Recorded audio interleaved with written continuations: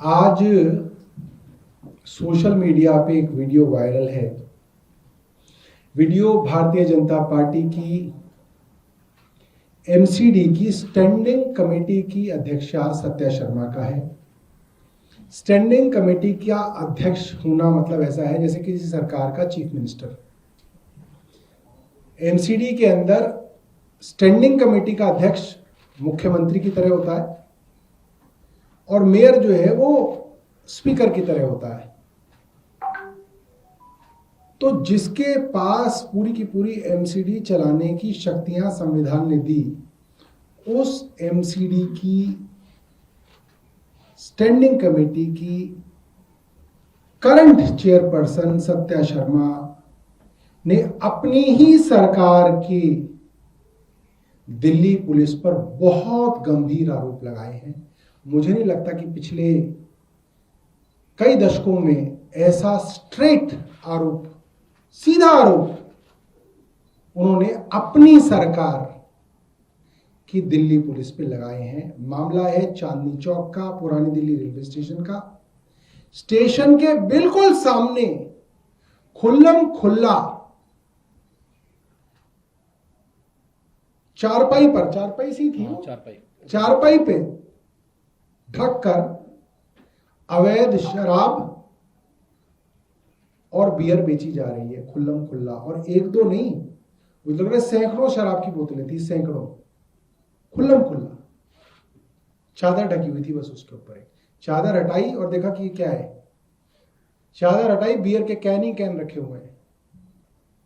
तो ये खुल्लम खुल्ला अवैध व्यापार जो हो रहा था, उस पर सत्या शर्मा ने कहा ये दिल्ली पुलिस की मिली भगत से किया जा रहा है। मिली भगत शब्द इस्तेमाल किया उन्होंने, मिली भगत। अभी भी ट्वीट पड़ा हुआ है, थोड़ी देर में डिलीट हो जाएगा, आप सब ले लो, उसको डाउनलोड कर लो, क्योंकि उसके अंदर उन्होंने गृह मंत्री को टैग किया है। मुझे लग रहा है शायद प्रधानमंत्री कार्यालय को भी टैग किया है। मैं आपको देख के बताऊं, बहुत गंभीर मामला है, ये छोटा मामला नहीं है दोस्तों। इसका मतलब वो सीधे तौर पे प्रधानमंत्री रेखा गुप्ता, सबसे पहले उन्होंने रेखा गुप्ता को टैग किया हुआ है, चीफ मिनिस्टर ऑफिस को टैग किया हुआ है, नरेंद्र मोदी प्रधानमंत्री को अपने व्यक्तिगत अकाउंट पे टैग किया है, HMO home minister office India Amit Shah के कार्यालय को टैग किया हुआ है। तो ये सीधा आरोप जो है, गंभीर आरोप लगाया है। एक बार इस वीडियो को आप लोग सुनिए, हम आपके सामने चला रहे हैं। करो भाई रावत, जाओ तुम कराओ। भेजी जा रही है और देखो सामने स्टेशन है, पार्किंग है, सब तरफ से इतना अनदेखा किया जा रहा है। और अभी तो हमारे प्लेस है और उसमें देखो इलीगल तरीके से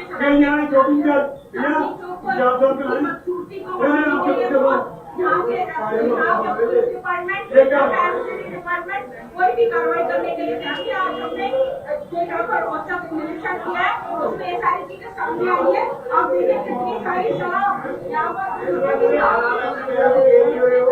यहाँ पे निकाल के रखी है ना। तो यहाँ पर अपना पुलिस की मिली भगत से यहाँ पर शराब इतने तौर पे भेजी जा रही है और देखिए सामने स्टेशन है, पार्किंग है, सब तरफ से इतना अनदेखा किया जा रहा है। और आगे भी इसी तरह की पार्किंग लोगों ने लगा रखी है। दुकानें अनऑथराइज लगा दी, जहाँ पर नॉन वेज और गन्ने का जूस जो मर्जी चीजें बेचे जा रहे हैं। और लगातार यहाँ पे देखो, आप देखिए दिल्ली की पूर्ति के लिए क्या ये लोग करंट से काम कर रहे हैं। चांदनी चौक ऐतिहासिक प्लेस है जिसका आपने ये बना रखे सत्या शर्मा गृह मंत्री, प्रधानमंत्री, मुख्यमंत्री को टैग करके कह रही है दिल्ली पुलिस की मिली भगत से अवैध शराब का धंधा बीचों बीच चांदनी चौक की पार्किंग में चल रहा है। आज से करीब 5-6 दिन पहले की बात है। वजीरपुर के अंदर एक कोली समाज के बेटी की शादी में बारात आ रही थी। चाचा ने कुछ नशेड़ियों को कहा कि भाई रास्ता दे दो बारात के लिए। सब नशेड़ी और नशे बेचने वाले लोगों ने मिलकर चाचा की हत्या कर दी वहीं पे, ईंट मार मार के। और दूसरे चाचा की हालत गंभीर है। वहां पे जब औरतें एसएचओ के पास गई, एसएचओ भारत नगर ने ऑन रिकॉर्ड कहा, वीडियो पे चला, हमारे हाथ बंधे हुए हैं। दिल्ली पुलिस का एसएचओ कह रहा है हमारे हाथ बंधे हुए हैं, हम किसी नशे के पेडलर को, ड्रग पेडलर को, नशे के कारोबारी को पकड़ते हैं, गिरफ्तार करते हैं, मुख्यमंत्री के यहां से आदेश आ जाता है, हमें छोड़ना पड़ता है। ये एसएचओ कह रहा है। और उसके बाद दिल्ली पुलिस क्या करती है? दिल्ली पुलिस कहती है ये एसएचओ का व्यक्तिगत बयान था। व्यक्तिगत क्या था? वो रेखा गुप्ता का रिश्तेदार है। एसएचओ रेखा गुप्ता के खिलाफ चुनाव लड़ता है। एसएचओ का क्या लेना देना है रेखा गुप्ता से? व्यक्तिगत बयान कैसे हो सकता है? एक आदमी पुलिस की वर्दी में 3 स्टार लगे हुए हैं, पुलिस थाने में, जो लेडी शिकायत करने आई उनको बोल रहा है कि भाई हम क्या करें, हमारे हाथ बंधे हुए हैं। तो इससे साफ हो जाता है। और ये जो 5 दिन बाद इनकी स्टैंडिंग कमेटी की चेयरपर्सन कह रही है दिल्ली पुलिस की मिलीभगत से हो रहा है, और दिल्ली पुलिस कह रही है हमारे हाथ बंधे हुए, हमारे ऊपर जो है मुख्यमंत्री ऑर्डर करती है। तो दिल्ली के अंदर जो नशे का धंधा चल रहा है वो बहुत बुरी हालत में है। सुल्तानपुरी, मंगोलपुरी, बवाना, कोंडली, सीलमपुर, त्रिलोकपुरी, सीमापुरी, ये तमाम वो इलाके जहां पे गरीब लोग रहते हैं, जहां पे जे कॉलोनीज हैं या रीसेटलमेंट कॉलोनीज हैं या अनऑथराइज्ड कॉलोनीज हैं। खासतौर पे पूरा का पूरा वेस्टर्न और नॉर्थ वेस्टर्न दिल्ली, पूरा का पूरा ईस्टर्न और नॉर्थ ईस्ट दिल्ली इससे त्रस्त है। छोटे छोटे बच्चे नशा कर रहे हैं, छोटे छोटे बच्चे नशा करके हत्याएं कर रहे हैं, एक्सटॉर्शन कर रहे हैं, चाकू मार रहे हैं, जेब काट रहे हैं, लूट कर रहे हैं, लड़कियों को छेड़ रहे हैं, बलात्कार कर रहे हैं। तमाम क्राइम के अंदर आप देख लो, पता चलेगा छोटे छोटे बच्चे इन्वॉल्व है। 12 साल, 15 साल, 16 साल, 17 साल, नशा नशा नशा, सूखा नशा। तो हमने 18 तारीख को जब नए उपराज्यपाल दिल्ली में आए हैं, हमने देखा कि वो वसंत विहार की आरडब्ल्यू तक से मिल रहे हैं। भाई जब आप वसंत विहार की आरडब्ल्यू तक से एक एलजी मिल सकता है तो आप अपोजिशन पार्टी से तो मिलिए। दिल्ली की अपोजिशन पार्टी आपसे मिलने का समय मांग रही है और ये कह रही है कि आपकी दिल्ली पुलिस जो आपके अधीन आती है, सीधा सीधा एलजी साहब के अधीन आती है, उसका एसएचओ आरोप लगा रहा है कि मुख्यमंत्री के जो तार हैं वो ड्रग माफिया से मिले हुए हैं, ड्रग कारोबारियों से मिले हुए हैं। हम आपसे चर्चा करना चाहते हैं इस विषय में। 18 तारीख को हमने पत्र लिखा, आज 22 तारीख हो गई, एलजी साहब के यहां से कोई जवाब नहीं आ रहा है। आज हमने दोबारा उनको रिमाइंडर भेजा है, आज दोबारा ट्वीट करके भी हमने रिमाइंडर भेजा है। हमने उनको कल यह भी लिखा था कि आप वीरेंद्र सचदेवा जी से मिल लिए। वीरेंद्र सचदेवा जी क्या हैं? एक पार्टी के अध्यक्ष ही तो हैं, वो कोई एमएलए तो नहीं है, एमपी तो नहीं है, मंत्री तो नहीं है, सांसद तो नहीं है।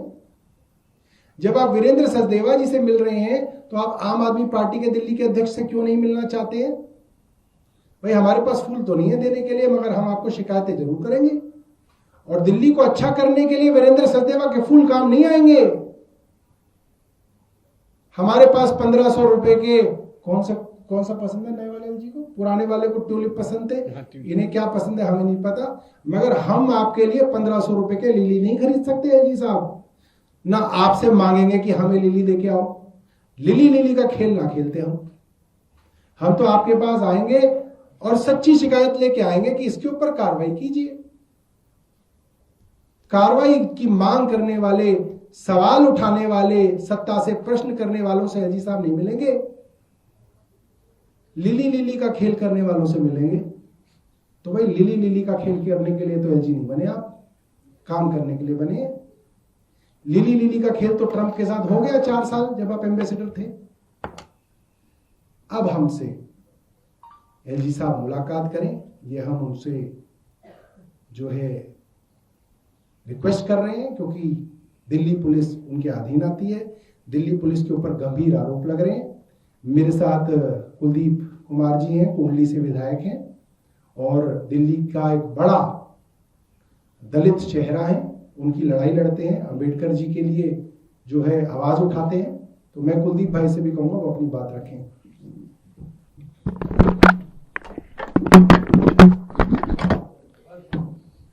तो साथी जैसा भी बताया कि आप सब जानते हैं कि दिल्ली में अपराध दिन पर दिन बढ़ते जा रहे हैं, और हम इस आम आदमी पार्टी की तरफ से भी और दिल्ली की जनता की आवाज उठाने की तरफ से भी आदरणीय अध्यक्ष सौरभ भारद्वाज जी समय समय पर सरकार को ये बताते रहते हैं कि आपके संरक्षण में दिल्ली में अपराध पनप रहा है, आप इसको ठीक करिए। लेकिन सरकार अपनी जिम्मेदारियों से भागने का काम कर रही है, और दिल्ली में अपराध इस लेवल पे बढ़ने शुरू हो गए हैं कि अब तो दिल्ली में हत्याएं हो रही हैं, खुलेआम हत्याएं हो रही है दिल्ली के अंदर, और सरकार मौन है क्योंकि सरकार की मुख्यमंत्री रेखा गुप्ता जी के संरक्षण में दिल्ली में हत्याएं हो रही हैं और वो जवाब नहीं दे रही है इस बात पे। तो साथियों, आज इस प्रेस वार्ता के माध्यम से हमारी एक मांग है कि जैसे दिल्ली में एक दलित समाज से आने वाले तरुण नाम के व्यक्ति, जिसका तरुण खटीक के नाम से नाम है, उनकी जिस प्रकार से दिल्ली में उत्तम नगर में हत्या होने का काम हुआ, जैसे अभी वजीरपुर के अंदर एक चाचा को जो अपनी भतीजी की शादी में बारात को चढ़वाने का काम कर रहा था, कुछ अपराधियों ने, नशेड़ियों ने मिलकर उनकी हत्या करने का काम दिल्ली में करने का काम किया। और आप सब जानते हैं कि दलित समाज के लोग एक गरीब तबके से आने वाले लोग होते हैं, इनकी आर्थिक स्थिति इतनी अच्छी नहीं होती है। 3 बेटियां उनकी हैं, आप सोचिए उस परिवार की, उन बच्चियों की शादी कौन करेगा, उस परिवार के घर का खर्चा कौन चलाएगा, जिस परिवार के घर का बेटा उत्तम नगर में तरुण चला गया उस परिवार को कौन चलाएगा। तो आज हम दिल्ली की रेखा गुप्ता सरकार से मांग करते हैं कि मुख्यमंत्री जी, आप मिलने तो नहीं गए उस परिवार के पास, लेकिन आप उस परिवार को तुरंत प्रभाव में 1 करोड़ रुपए का मुआवजा राशि देने का काम करे। दिल्ली सरकार उन दोनों जो हत्याएं दिल्ली, क्योंकि वो जो हत्याएं हुई हैं वो इनके प्रशासन के फेलियर की वजह से हुई हैं। दिल्ली में अपराध पनप रहा है, नशा पनप रहा है, मुख्यमंत्री लगाम नहीं लगा पा रही है, सरकार विफल हो चुकी है। इनकी लापरवाही की वजह से उनकी हत्या होने का काम दिल्ली में हुआ है। तो मैं सरकार से मांग करता हूं कि तुरंत प्रभाव में मुख्यमंत्री 1 करोड़ रुपए का मुआवजा उनको देने का काम करे, पीड़ित परिवार को 1-1 करोड़ दोनों को देने का काम करे, और उसके बाद परिवार के किसी भी एक सदस्य को सरकारी नौकरी जैसे सरकार देती आई है आप देने का काम करें। तब हमें लगेगा कि आप कम से कम उस परिवार के लिए, उस घर के लिए, उनकी आर्थिक स्थिति को लेकर मुख्यमंत्री जी चिंतित हैं। तो आप तुरंत प्रभाव में सरकारी घोषणा करने का काम करें कि उन दोनों परिवारों को 1-1 करोड़ रुपए और सरकारी नौकरी देने की व्यवस्था सरकार करने का काम करे। क्योंकि जैसा कि कुलदीप भाई ने कहा, ये बहुत स्पष्ट है, जिस तरीके से उत्तम नगर में तरुण खटीक की निर्मम हत्या की गई, उसके परिवार को 1 करोड़ रुपए का मुआवजा और परिवार में एक सदस्य को सरकारी नौकरी दी जाए। जैसे वजीरपुर में कोली समाज के एक इलेक्ट्रीशियन जिसकी 3 छोटी छोटी बेटियां हैं, एक नर्सरी में थी, एक शायद दूसरी में है और तीसरी लड़की छठी में है। 3 बेटियों से मैं मिलके आया हूं, उसकी 3 बेटियां हैं। अब घर में कमाने वाला कोई नहीं है। शायद 5 बाय 5 फुट का कमरा था जिसमें मैं गया था, 5 फुट बाय 5 फुट का। उनके परिवार में एक सरकारी नौकरी और 1 करोड़ रुपए की मदद दी जाए। आपके अपने कार्यकर्ता पैर फिसल के यमुना में गिर के गुजर गया करावल नगर में, बुराड़ी के निकट, आपने उसको सरकारी नौकरी भी दी और मुआवजा भी दिया। अपने कार्यकर्ता को मुआवजा और सरकारी नौकरी, और दलित के बेटे को जिसकी 3 बेटियां हैं, एक नर्सरी में, एक दूसरी में, एक छठी में, उसको आप मिलने का भी समय नहीं दे रही हैं। उत्तम नगर में तरुण गुजर गया, उसको 1 करोड़ रुपया नहीं दे रहे हैं, उसको सरकारी नौकरी नहीं देनी है। ये पैसा कोई रेखा गुप्ता के बाप का नहीं है, ना कपिल मिश्रा ने फैक्ट्री के अंदर कमाया है पैसा, ये दिल्ली वालों के टैक्स का पैसा है। अगर दलितों के परिवारों को ये पैसा नहीं दिया तो रेखा गुप्ता की सरकार की ईंट से ईंट बजाएंगे हम। क्यों कुलदीप भाई? बिल्कुल, रेखा गुप्ता इस मुखालते में ना रहे, ईंट से ईंट बजाई जाएगी उनकी सरकार की अगर तरुण के परिवार को 1 करोड़ रुपया नहीं दिया रेखा ने, और अगर उस कोली परिवार को 1 करोड़ रुपया और सरकारी नौकरी नहीं दी तो इनके होश ठिकाने, इनकी सरकार के होश ठिकाने लगाने आम आदमी पार्टी को आता है। और हम जो है इनसे जो है निवेदन नहीं करते रहेंगे, इनके खिलाफ बड़े बड़े प्रोटेस्ट करेंगे अगर नहीं करेंगे।